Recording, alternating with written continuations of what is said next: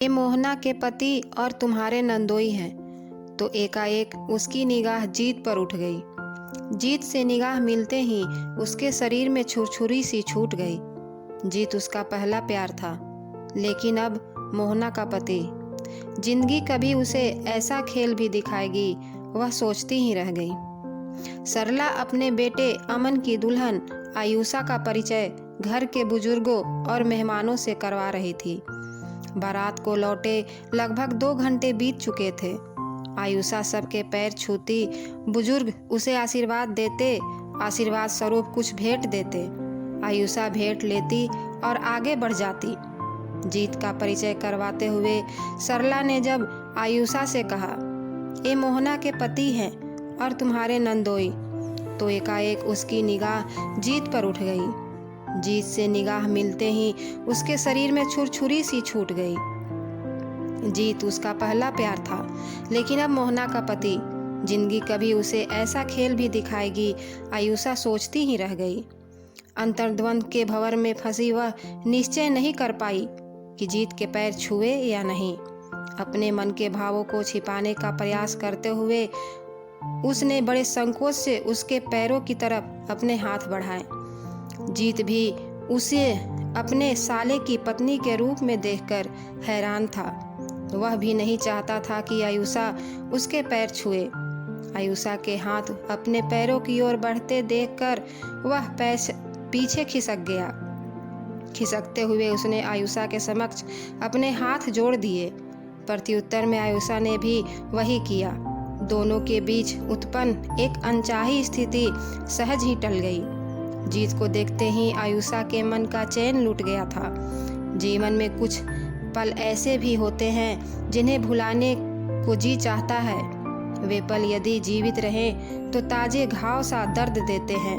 ठीक वही दर्द वह इस समय महसूस कर रही थी। सुहाग सैया पर अकेली बैठी वह अतीत में खो गई।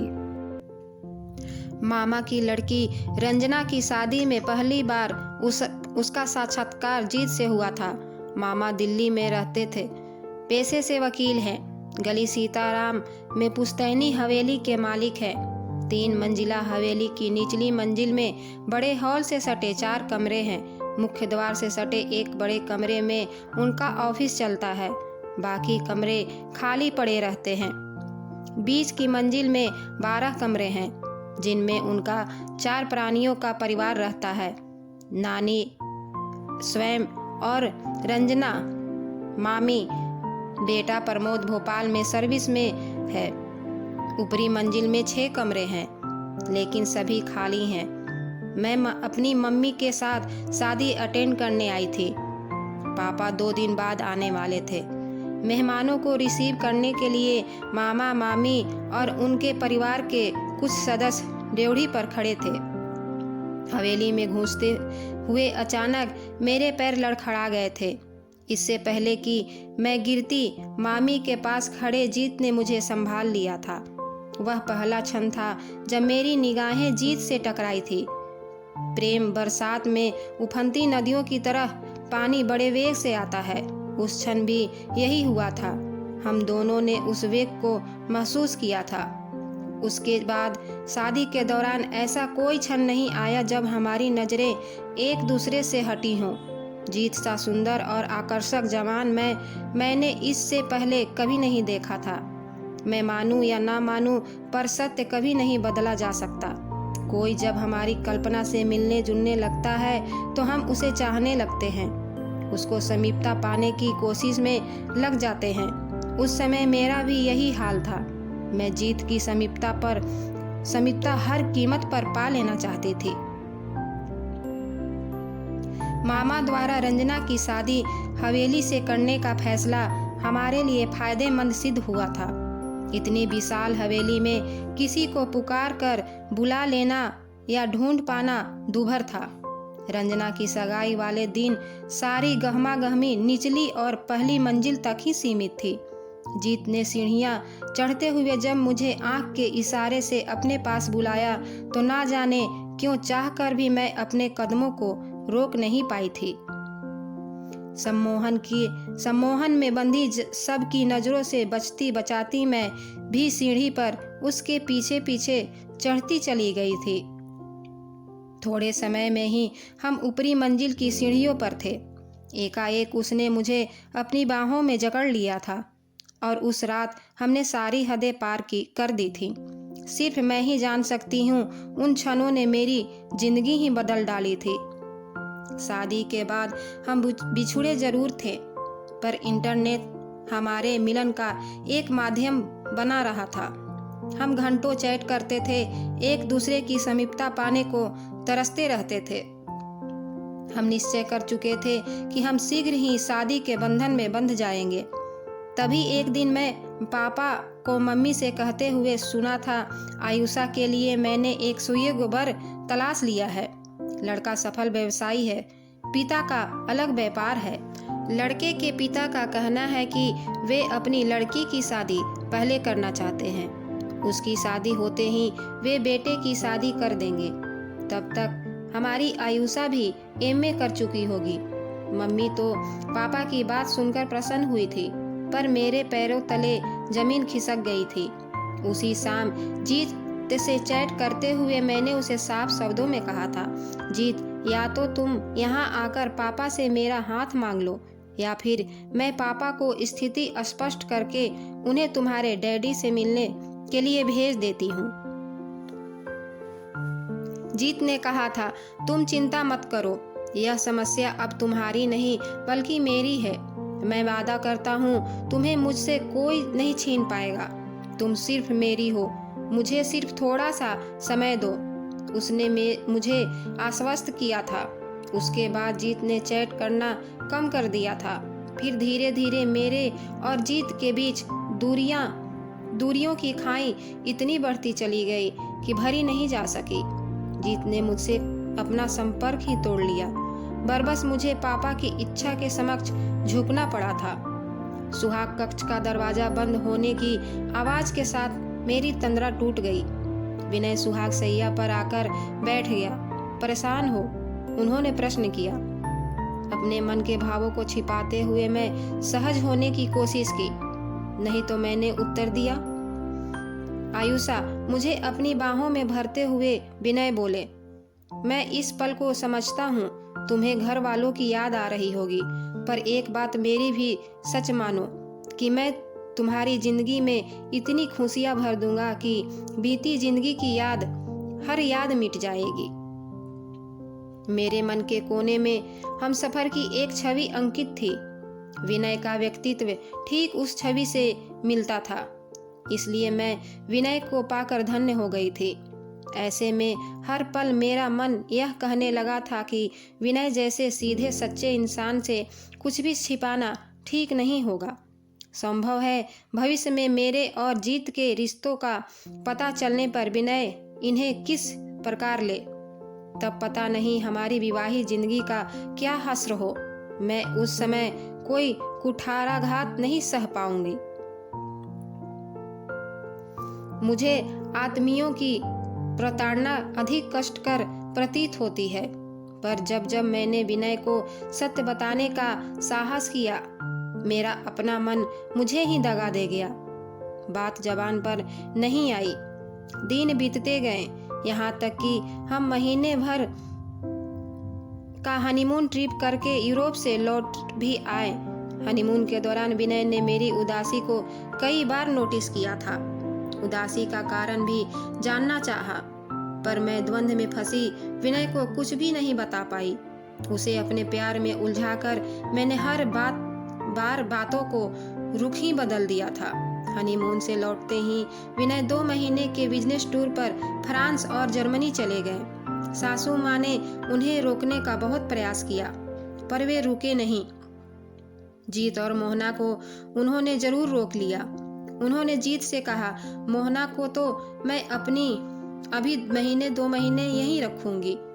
आयुषा घर में नहीं है, उसका मन बहलाने के लिए कोई तो उसका हम उम्र चाहिए। वैसे आप भी यहीं से अपना बिजनेस संभाल सके तो मुझे ज़्यादा खुशी होगी। कम से कम आयुषा को 2 हम उम्र साथी तो मिल जाएंगे। जीत थोड़ी नानुकुर के बाद रुक गया। मैं समझ चुकी थी कि उसके रुकने का आशय क्या है। वह मुझे फिर से पाने का प्रयास करना चाहता है। मैं तभी से सतर्क हो गई थी। उसने पहले कुछ दिन तो मुझसे दूरियां बनाए रखी। फिर एक दिन जब सासू माँ मोहना के साथ उसके लिए कपड़े और आभूषण खरीदने बाजार चली गईं, तो जीत कमरे में चला आया। वह अति प्रसन्न था, ठीक उस शिकारी की तरह जिसके हाथों एक बड़ा सा शिकार आ गया हो। मेरे समीप आते हुए उसने कहा, hi Ayusha, what a surprise, we are back again. अब हम फिर से एक हो सकते हैं। कम ऑन बेबी, जीत ने कहते हुए अपने हाथ मुझे बाहों में भरने के लिए बढ़ा दिए। मेरे सामने अब मेरा संसार था, प्यारा सा पति, उसका परिवार था। जीत के शब्द मुझे पीड़ा देने लगे थे। उसके दुस्साहस पर मुझे क्रोध आने लगा। न जाने उसने मुझे क्या समझ लिया था, अपनी बपौती या बिकाऊ स्त्री। मैं उस पर चिंगाड़ पड़ी, जीत यहाँ से चले जाओ, वरना। गुस्से में मेरे शब्द ही टूट गए। वरना क्या? मैं तुम्हारी करतूत का भंडाफोड़ कर दूंगी। उससे मेरा तो कुछ नहीं बिगड़ेगा, लेकिन तुम कहीं की नहीं रहोगी आयुषा। तुम्हारा भला अब सिर्फ इसी में है कि मैं जैसा कहूँ तुम करती जाओ। यह कभी नहीं होगा। क्रोध में मैंने मेज पर रखा हुआ वास उठा लिया। मेरे क्रोध की पराकाष्ठा का अंदाजा लगाते हुए उसने मेरे समक्ष कुछ फोटो पटक दिए और बोला, ये मेरे और तुम्हारे कुछ फोटो हैं जो तुम्हारे विवाहित जीवन को नष्ट करने के लिए काफ़ी हैं। यदि अपना विवाह बचाना चाहती हो तो कल शाम 7 बजे होटल सनराइज में चली आना। मैं वहीं तुम्हारा इंतजार करूंगा। जीत तेजी से मुझ पर एक विजयी मुस्कान उछालते हुए कमरे से बाहर निकल गया। अब मेरा क्रोध पस्त हो गया था। उसके जाते ही मैं फूट फूट कर रो पड़ी।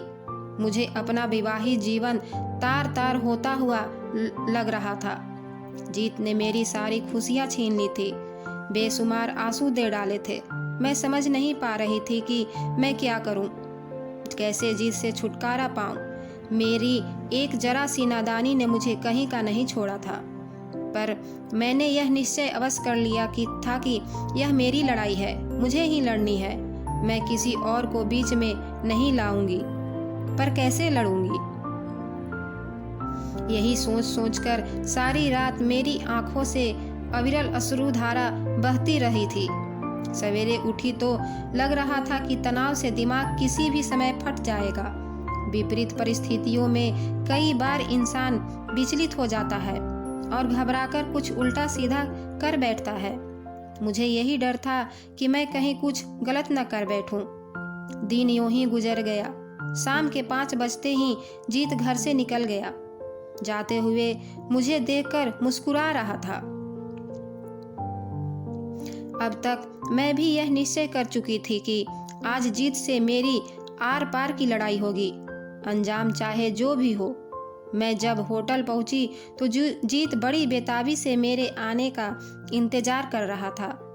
मुझे देखते ही वह बड़ी अकड़ से बोला, हाय डियर, आखिर जीता मैं ही। अगर सीधी तरह मेरी बात मान लेती तो मैं तुम्हें परेशान क्यों करता? जीत, मैंने उसकी बात अनसुनी करते हुए कहा, मैं बड़ी मुश्किल से अपनों की इज्जत दांव पर लगाकर तुम्हारी इच्छा पूरी करने आई हूँ। मेरे पास ज़्यादा समय नहीं है। आओ और जैसे चाहो मेरे शरीर को नोच डालो, मैं उफ तक नहीं करूँगी। कहते हुए मैंने अपने कपड़े उतारना शुरू कर दिया। अचानक मेरे इस व्यवहार को देखकर जीत चकित रह गया। इस स्थिति की कल्पना भी नहीं की थी। विचारों के बवंडर ने संभवतः उसे विवेक सुन कर दिया। आयुषा से क्या कहे, कुछ नहीं सूझा। घबराते हुए उसने मुझसे पूछा, यह तुम्हारे हाथ में क्या है? जहर की शीशी, मैंने उत्तर दिया। तुम्हें तृप्त करके इसे पी लूंगी। सारा किस्सा एक बार में खत्म हो जाएगा। फिर मेरा क्या होगा? चाहो तो तुम भी इसे पी सकते हो। हमारा प्यार भी अमर हो जाएगा और हम भी। तभी मैंने देखा उसे अपनी आशाओं पर पानी फिरता हुआ नजर आया था। उसके चेहरे से पसीना चूने लगा था। फिर उसने उसके पैर मुझसे दूर हुए और दूर होते होते कमरे से बाहर हो गए। सवेरे जब नींद टूटी तो मैंने देखा कि जीत कहीं बाहर जा रहा था। सासू माँ और मोहना उसके पास दरवाजे पर खड़ी थी।